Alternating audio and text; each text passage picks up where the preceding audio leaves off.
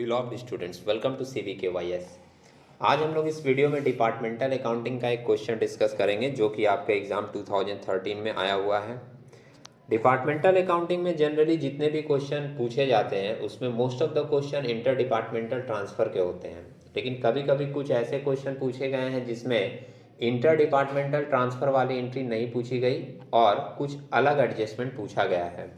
तो इस तरीके का एक क्वेश्चन ऑलरेडी हमने डिस्कस किया था। अगर आप लोगों ने नहीं देखा है तो लिंक डिस्क्रिप्शन में है, आप लोग जाकर देख सकते हैं।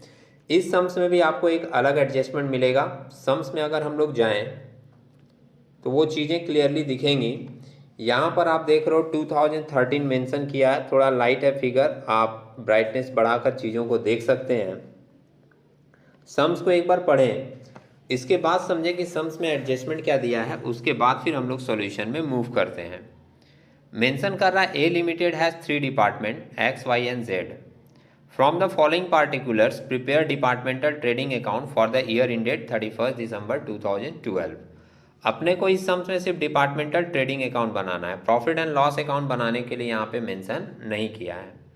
इन्फॉर्मेशन क्या क्या दिया है 3 डिपार्टमेंट का। सबसे पहले स्टॉक ऑन 1/1/2012 मेंशन किया है, ये हमारा ओपनिंग स्टॉक है, जानते हैं सभी लोग। सिंपली इसको हम लोग क्या करेंगे, डिपार्टमेंटल ट्रेडिंग अकाउंट के डेबिट साइड में दिखा देंगे। इसके बाद मेंशन किया है परचेज, परचेज को भी हम लोग ट्रेडिंग अकाउंट के डेबिट साइड में दिखा देते हैं, कोई प्रॉब्लम नहीं है। इसके बाद मेंशन कर रहा है एक्चुअल सेल्स, एक्चुअल सेल्स भी हम लोग ट्रेडिंग अकाउंट के क्रेडिट साइड में शो कर देते हैं। तो ट्रेडिंग अकाउंट के क्रेडिट साइड में एक्चुअल सेल्स भी हम लोग दिखा देंगे। ये कितना कितना दिया है, 3,45,000, 3,18,800 और 1,49,200। इसके बाद मेंशन कर रहा है gross profit on normal selling price. ये वर्ड यहाँ पे ध्यान से देख लीजिएगा, ग्रॉस प्रॉफिट मेंशन किया है किसके ऊपर, नॉर्मल सेलिंग प्राइस के ऊपर। सम्स में ऊपर सेल्स दिया है एक्चुअल और ग्रॉस प्रॉफिट किसके ऊपर दिया है, नॉर्मल सेलिंग प्राइस के ऊपर। तो यहाँ पे एक बात आप लोगों को जानना होगा कि एक्चुअल सेल्स और नॉर्मल सेल्स अलग अलग होता है। नॉर्मल सेल्स में से जब कुछ डिस्काउंट वगैरह दे दिया जाता है तो जो फिगर इंडिकेट करता है वो होता है एक्चुअल सेल्स। तो जब भी ये प्रॉफिट का परसेंटेज लेना होगा तो ये प्रॉफिट का परसेंटेज किस पे दिया है, नॉर्मल सेलिंग प्राइस के ऊपर। इसको हम लोग एक्चुअल सेल्स के ऊपर कंसिडर नहीं करेंगे। नेक्स्ट लाइन मेंशन कर रहा है during the year certain items were sold at a discount and these discounts were reflected in the sales figure shown above. The items sold at a discount were, कुछ item discount में बेचे गए थे during the year और वो already ऊपर वाले actual sales में एडजस्टेड हैं। अब कितना डिस्काउंट दिया गया था ये नीचे मेंशन कर रहा है, आप तीनों डिपार्टमेंट का अलग अलग देख सकते हो, एक्स वाई और जेड का। सबसे पहले मेंशन किया है सेल्स एट नॉर्मल प्राइस, मतलब नॉर्मल अगर हम लोग बेचते हैं तो कितने कितने में बेचते हैं, 20,000 में, 6,000 में और 2,000 में। लेकिन नीचे मेंशन कर रहा है sales at actual price, actual price कितने में बेचे हैं, 15,000 में, 4,800 में और 1,200 में। तो यहाँ पे आपको डिस्काउंट ऑलरेडी दिख रहा होगा। डिपार्टमेंट एक्स में देख रहे हो 20,000 का नॉर्मल प्राइस है और उसको बेचा गया है 15,000 में, तो डिस्काउंट कितने का हुआ, 5,000 का। डिपार्टमेंट वाई में नॉर्मल प्राइस में अगर बेचा जाता तो 6,000 में बेचा जाता, लेकिन एक्चुअल कितने में बेचा गया, 4,800 में, तो डिस्काउंट कितने का हुआ, 1,200 का। और डिपार्टमेंट जेड में नॉर्मल प्राइस में अगर बेचा जाता तो 2,000 में बेचा जाता और एक्चुअल उसको बेचा गया है कितने में, 1,200 में, तो डिस्काउंट कितने का हुआ, 800 का। ये हम लोग ध्यान में रखेंगे कि डिस्काउंट का प्राइस हमारा कितना है। अब इन सारे इंफॉर्मेशन को लेकर हम लोग आते हैं सॉल्यूशन में और देखते हैं कि किस तरीके से इसका कैलकुलेशन किया गया है। सबसे पहले वर्किंग देखिएगा, वर्किंग में आपको फिगर मिल जाएगा तो फिर ट्रेडिंग अकाउंट बनाने में कोई प्रॉब्लम नहीं होगी। वर्किंग बहुत सिंपल वे में एक एक लाइन तोड़ तोड़ कर मेंशन किया है, क्लियरली चीज़ें आपको समझ में भी आएगी। सबसे पहले वर्किंग नोट 1 में मेंशन किया है calculation of the amounts of gross profit at different department for the year 2012। First वाले वर्किंग में ग्रॉस प्रॉफिट निकाला है, तो ग्रॉस प्रॉफिट निकालने के लिए प्रोसेस क्या लिया गया है, एक एक लाइन देखते हैं। नंबर 1 में लिया गया है sales at normal price. Normal price का जो सेल्स है वो 20,000, 6,000 और 2,000 मेंशन था। और नंबर 2 पॉइंट में ले रहा है सेल्स एट एक्चुअल प्राइस 15,000, 4,800 और 1,200, जो हम लोग सम्स में ही ऑलरेडी देख लिए थे। अब हम लोगों का डिस्काउंट कितना आया था, तो नंबर 3 में ये लिखा है 1 - 2 करके डिस्काउंट आ गया था 5000, दूसरे का 1200 और तीसरे में 800। सही है यहाँ तक।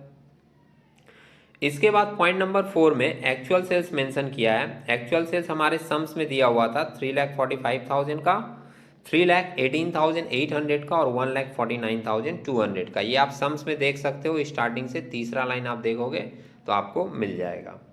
एक्चुअल सेल्स के बाद पॉइंट नंबर 5 में मेंशन कर रहा है total sales at normal selling price, मतलब टोटल सेल्स हमारा कितना होता नॉर्मल सेलिंग प्राइस पे।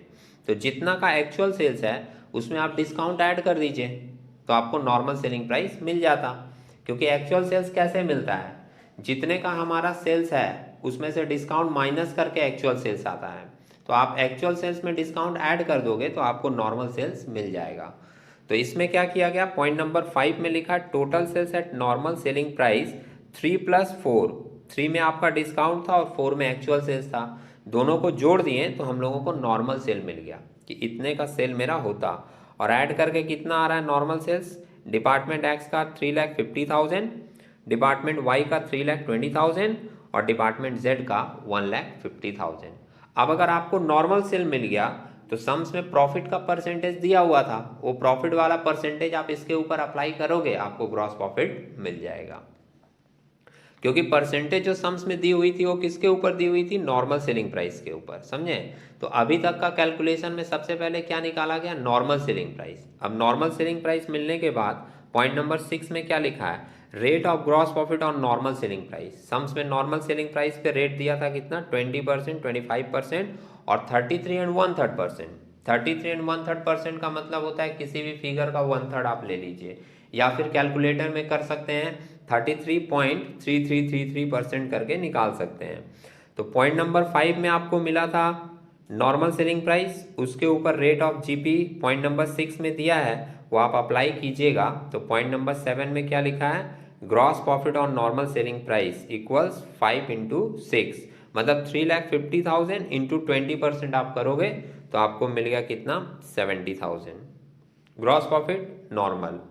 डिपार्टमेंट बी में 3,20,000 है, इंटू 25% करेंगे तो 80,000 का मिल गया डिपार्टमेंट वाई में प्रॉफिट। और 1,50,000 का है डिपार्टमेंट जेड का नॉर्मल सेल, उसका 33 एंड 1/3%, मतलब 1,50,000 का 1/3 निकालोगे तो आपको 50,000 मिल गया ग्रॉस प्रॉफिट डिपार्टमेंट जेड का। लेकिन ये जो ग्रॉस प्रॉफिट है इसमें डिस्काउंट भी इंक्लूड है, इसलिए हम लोग उसमें से क्या करते हैं, डिस्काउंट माइनस कर देते हैं और माइनस करने के बाद हमको एक्चुअल ग्रॉस प्रॉफिट मिल जाएगा, जो कि पॉइंट नंबर 8 में लिखा है actual gross profit equals point number 7 जिसमें आप ग्रॉस प्रॉफिट निकाले हो माइनस पॉइंट नंबर 3 जिसमें आपका डिस्काउंट दिया हुआ था। तो 70,000 आपका ग्रॉस प्रॉफिट था डिपार्टमेंट एक्स का, उसमें से 5,000 डिस्काउंट अलाउड माइनस कर दिए तो माइनस करके एक्चुअल ग्रॉस प्रॉफिट कितना आ गया, 65,000। इसी तरीके से डिपार्टमेंट वाई का 80,000 ग्रॉस प्रॉफिट निकला, उसमें से डिस्काउंट अलाउड 1,200 माइनस कर दिए तो डिपार्टमेंट वाई का 78,800 निकल गया ग्रॉस प्रॉफिट। और डिपार्टमेंट जेड का नॉर्मल ग्रॉस प्रॉफिट निकला है 50,000, उसमें से डिस्काउंट अलाउड 800 माइनस कर दिए तो एक्चुअल ग्रॉस प्रॉफिट आ गया 49,200। ये एक्चुअल ग्रॉस प्रॉफिट अगर आपको मिल गया तो आप डिपार्टमेंटल ट्रेडिंग अकाउंट बना सकते हैं। सम्स में क्लोजिंग स्टॉक भी दिया हुआ नहीं है तो क्लोजिंग स्टॉक निकालने की जरूरत भी नहीं पड़ेगी, आप ट्रेडिंग अकाउंट बनाओगे तो बैलेंसिंग फिगर करके क्लोजिंग स्टॉक खुद ब खुद मिल जाएगा। और अगर आप चाहें तो वर्किंग में क्लोजिंग स्टॉक को निकाल सकते हैं और निकाल कर ऊपर वाले सम्स में पुट कर सकते हैं। एक बार आप डिपार्टमेंटल ट्रेडिंग अकाउंट देखिए, आप क्लोजिंग स्टॉक नहीं भी निकालेंगे तो वो अकाउंट बनाने के समय ही आपको मिल जाएगा। हम लोग देखते हैं एक बार डिपार्टमेंटल ट्रेडिंग अकाउंट सम्स के सॉल्यूशन में। फर्स्ट लाइन क्या मेंशन किया, in the books of A limited, ये तो फॉर्मेलिटीज़ है लिखनी पड़ती है। उसके नीचे डिपार्टमेंटल ट्रेडिंग अकाउंट, उसके नीचे हम लोग लिखते हैं for the year ended 31 December 2012। Format बना लिए पार्टिकुलर्स, 3 डिपार्टमेंट का, डिपार्टमेंट एक्स, डिपार्टमेंट वाई और डिपार्टमेंट जेड। 2 ओपनिंग स्टॉक तो सम्स में दिया था, मेंशन कर दिए सम्स में से लिख के। 22 सेल्स भी सम्स में दिया था, मेंशन कर दिए। एक्चुअल सेल्स जो दिया था वो एक्चुअली यहाँ पर मेंशन होगा। 2 परचेज ये भी सम्स में दिया था तो डेबिट साइड में आप 2 परचेज लिख दिए, तीनों का दिया था।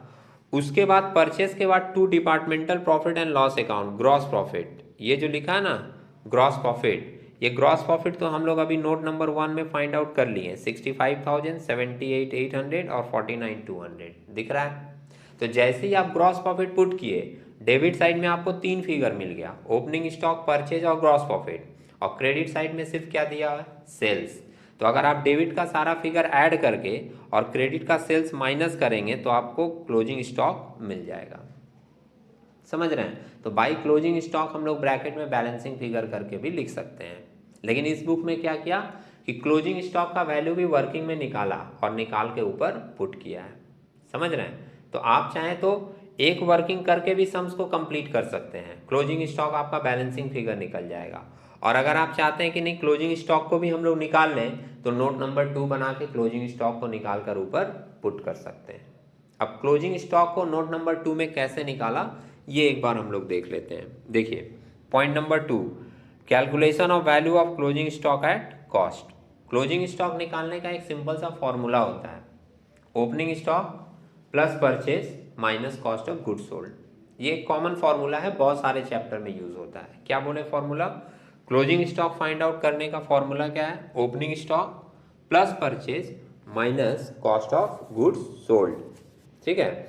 अब यहाँ पे तीनों डिपार्टमेंट का कैसे निकाला गया, department X, department Y, department Z. देखिए cost of opening stock, opening stock तो सम्स में दिया था, वहाँ से ले लिया। सम्स में आप देख सकते हो एकदम फर्स्ट इंफॉर्मेशन वही था, 48,000, 72,000 और 24,000। इसमें ऐड कर दिए परचेज, परचेज भी सम्स में दी हुई थी, कितने कितने की दी हुई थी, 2,92,000, 2,48,000 और 96,000 ऐड कर दिए। इसमें से लेस करते हैं cost of goods sold. Cost of goods sold मतलब जितना माल बेचा गया उसका कॉस्ट कितना था। तो कॉस्ट कैसे निकलता है, आप सेल्स में से प्रॉफिट घटा दीजिए, आपको कॉस्ट मिल जाएगा। समझ रहे हैं? सम्स में रेट ऑफ जीपी दिया हुआ था 20%, 25% और 33 एंड 1/3%। तो अगर 100 रुपए का आपका सेल हुआ है, उसमें 20% प्रॉफिट है, तो कॉस्ट कितना होगा, 80%। अगर 100 रुपए का आपका सेल है, उसमें 25% प्रॉफिट दिया है, तो कॉस्ट कितना होगा, 75%। अगर 100 रुपए का आपका सेल है, उसमें 33 एंड 1/3% मतलब 33.333% प्रॉफिट दिया है, तो सेल कितना होगा, 66.667%। ठीक है। तो इसलिए आप देख रहे हो नीचे के कैलकुलेशन में ओपनिंग स्टॉक लिया, ऐड किया परचेज, उसमें से लेस कर रहा है कॉस्ट ऑफ गुड्स सोल्ड। अब कॉस्ट ऑफ गुड्स सोल्ड वो कैसे लिया है, डिपार्टमेंट एक्स का जो नॉर्मल सेल आया था, क्योंकि ये जो रेट था वो किसके ऊपर था, नॉर्मल सेलिंग प्राइस के ऊपर था। तो नॉर्मल सेलिंग प्राइस आप देख रहे हो जो फर्स्ट वर्किंग है, फर्स्ट वर्किंग के पॉइंट नंबर 5 में निकला था हम लोगों का नॉर्मल सेलिंग प्राइस, दिख रहा है? फर्स्ट वर्किंग के पॉइंट नंबर 5 में हम लोगों का निकला था नॉर्मल सेलिंग प्राइस। कितना निकला था डिपार्टमेंट एक्स का, 3,50,000। तो 3,50,000 आपका सेल है, उसमें से कॉस्ट वाला एरिया कितना होगा, 20% प्रॉफिट हटा के 80%, इसलिए वो लिया है कितना, 3,50,000 इंटू 80%, जो कि फर्स्ट वाले में कितना आया, 2,80,000। इसी तरीके से डिपार्टमेंट वाई का नॉर्मल सेल आया था 3,20,000, 3,20,000 इंटू 75% किया, क्यों, क्योंकि 25% इसका प्रॉफिट है, तो कॉस्ट लेने के लिए 75% किया, 3,20,000 का 75% आ गया 2,40,000। और डिपार्टमेंट जेड का नॉर्मल सेल था 1,50,000, उसके ऊपर इंटू 66 एंड 2/3 लिखा है, वो पिक्चर वहाँ पर मिट गया थोड़ा सा, आप लोग कैलकुलेटर में कैलकुलेट कीजिएगा, 1,50,000 इंटू 66.667%, तो आपको वैल्यू मिल जाएगा नियर अबाउट 1 लाख। पॉइंट में कुछ फिगर आएगा तो आप पॉइंट को अवॉइड करके लीजिएगा, राउंड ऑफ करके कितना मिल जाएगा, 1 लाख। तो ओपनिंग स्टॉक ऐड किया परचेज, उसमें से लेस किया कॉस्ट ऑफ गुड्स सोल्ड, तो cost of goods sold minus करने के बाद जो वैल्यू आएगी वो होगी आपकी वैल्यू ऑफ क्लोजिंग स्टॉक, जो कि कितना कितना आया, पहले वाले में 60,000, दूसरे वाले में 80,000 और तीसरे वाले में 20,000। अब आप इसको ऊपर के मेन सम्स में जाकर डायरेक्ट भी पुट कर सकते हो। बाई सेल सम्स में दिया ही था, और उसके बाद बाई क्लोजिंग स्टॉक जो लिखा है, अगर आप नोट बना के निकाल के क्लोजिंग स्टॉक दिखा रहे हो तो आप ऊपर में मेंशन कर दीजिएगा बाई क्लोजिंग स्टॉक ब्रैकेट में वर्किंग नोट 2। और अगर मान लीजिए वर्किंग नोट नहीं निकालते तो हम लोग बैलेंस करके भी क्लोजिंग स्टॉक निकाल सकते थे। तो हम लोग वहाँ पर डेबिट का ऐड करते हैं और क्रेडिट का सेल्स माइनस करके लिखते हैं by closing stock, balancing figure. ठीक है। और दूसरा प्रोसेस भी हो सकता था, अगर मान लीजिए आप क्लोजिंग स्टॉक पहले लिख दिए तो आप ग्रॉस प्रॉफिट को बैलेंसिंग करके निकाल सकते हैं। अगर मान लो तुम इस सम्स को कैलकुलेट करके सॉल्व करोगे नोट करके कॉपी में, तो चीज़ें और ज़्यादा बेहतर समझ में आएंगी, समझे। तो इसी तरीके के हम लोग कुछ नए कैलकुलेशन के साथ नए वीडियो में मिलेंगे, तब तक के लिए टेक केयर।